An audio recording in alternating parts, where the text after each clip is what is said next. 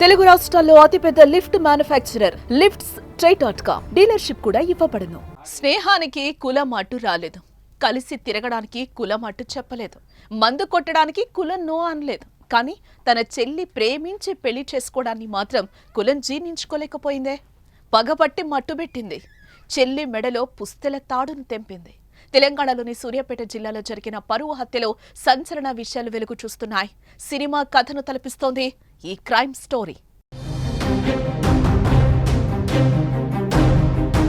సూర్యాపేట జిల్లా కేంద్రంలోని పిల్లలమర్రి సమీపంలో వడకొండ్ల కృష్ణ అలియాస్ మాలబంటి అనే యువకుడు దారుణ హత్యకు గురయ్యాడు. బంటి హత్యకు కారణమేంటో తెలుసా? ప్రేమ పెళ్లి.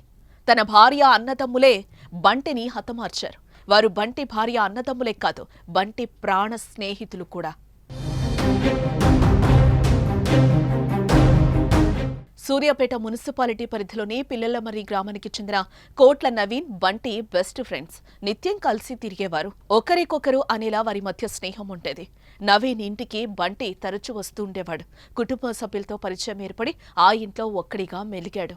ఈ క్రమంలోనే నవీన్ చెల్లెలు భార్గవితో బంటికి పరిచయం ఏర్పడింది. అది ప్రేమగా మారింది. ఒకరినొకరు విడిచి ఉండలేని స్థాయికి చేరింది. వారిద్దరి ప్రేమ విషయం నవీన్తో పాటు అతడి కుటుంబ సభ్యులకు తెలియడంతో గొడవలు మొదలయ్యాయి.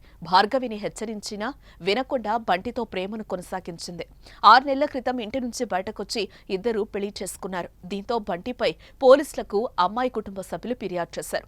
పోలీసులు భార్గవికి కౌన్సిలింగ్ చేసినా ఆమె వినలేదు. బంటితోనే ఉంటానని చెప్పింది. అనంతరం సూర్యాపేటలోని మామిళ్లగడ్డలో కాపురం పెట్టారు. ఇది నవీన్, అతడి కుటుంబ సభ్యులకు రక్తం మరిగేలా చేసింది. ప్రేమించి పెళ్లి చేసుకోవడమే కాకుండా కళ్ల ముందే కాపురం పెట్టడంతో తట్టుకోలేకపోయారు. ఎన్నాళ్లకైనా అంతం చేస్తానంటూ హెచ్చరించాడు. తర్వాత కూడా ఇద్దరి మధ్య పలుమార్లు గొడవలు జరిగాయి. దీంతో బంటిని చంపేందుకు పథకం రచించారు. అందుకోసం బైరి మహేష్ సాయం తీసుకున్నారు. ఇంతకీ ఎవరి మహేష్? మహేష్ ఎవరో కాదు, బంటికి నవీన్కు మిత్రుడే. మహేష్ పై 2 హత్యాయత్నం, గొడవల కేసులతో పాటు రౌడీ షీట్ కూడా ఉంది. ఇతడు 2 నెలలుగా బంటితో ఎక్కువగా స్నేహం చేస్తున్నాడు. చిన్న చిన్న సెటిల్మెంట్లు చేస్తూ వాటికి బంటిని పిలిచి డబ్బులు ఇచ్చేవాడని సమాచారం. ఈ నేపథ్యంలో ఆదివారం ఓ సెటిల్మెంట్ కుదిరిందని కృష్ణకు ఫోన్ చేసి రప్పించాడు. సాయంత్రం 5 గంటలకు తన వ్యవసాయ బావి వద్దకు తీసుకెళ్లాడు.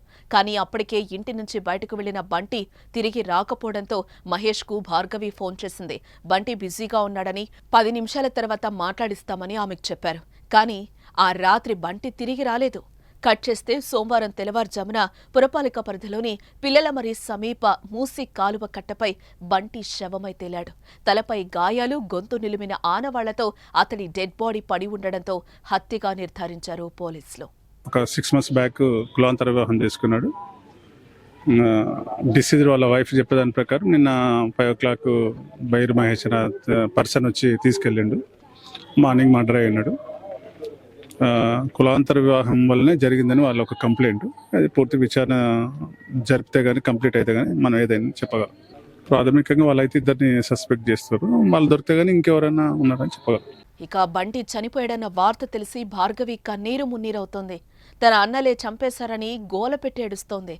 బంటి కుటుంబ సభ్యుల రోదన కూడా ఆపడం ఎవరి తరం కావడం లేదు. అన్యాయంగా హత్య చేశారు కదా అంటూ బోరున విలపిస్తున్నారు. వీడియో కాల్ చేసి వాళ్ళ కోడలతో మాట్లాడిండు.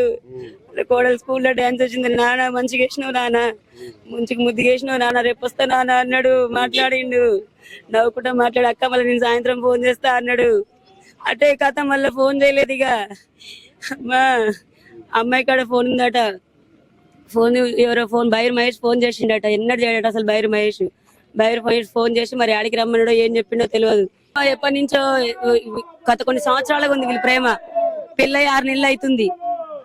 పెళ్లి చేసుకున్నాక ఒక 2 వారాలకి వాళ్ళు గొడవ పెట్టిరు. స్టేషన్ లో కేసు పెట్టిరు. కేసు పెడితే అమ్మాయి పోనన్నది.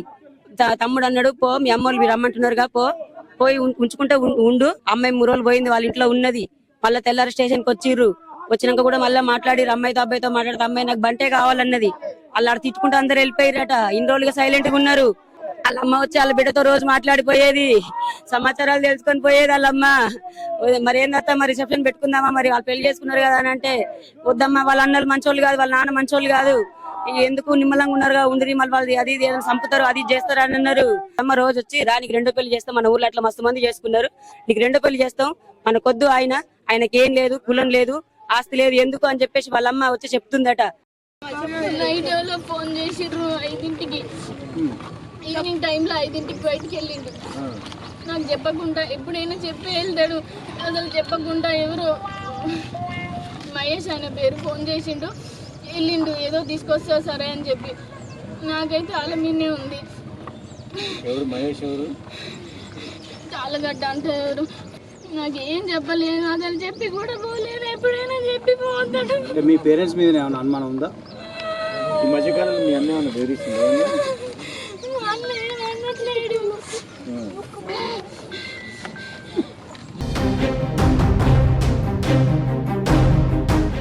కుటుంబ సభ్యులే తన కుమారుణ్ణి హత్య చేశారని కృష్ణ తండ్రి డేవిడ్ ఇచ్చిన ఫిర్యాదు మేరకు భార్గవి అన్న నవీన్, తమ్ముడు వంశీ, తండ్రి సైదులు, మహేష్ పై హత్య, ఎస్సీ ఎస్టీ అట్రాసిటీ కేసు నమోదు చేశారు. ప్రస్తుతం ఈ హత్య రాష్ట్రాన్ని కుదిపేస్తోంది. ఈ హత్యపై మీరేమంటారు? కామెంట్ చేయండి.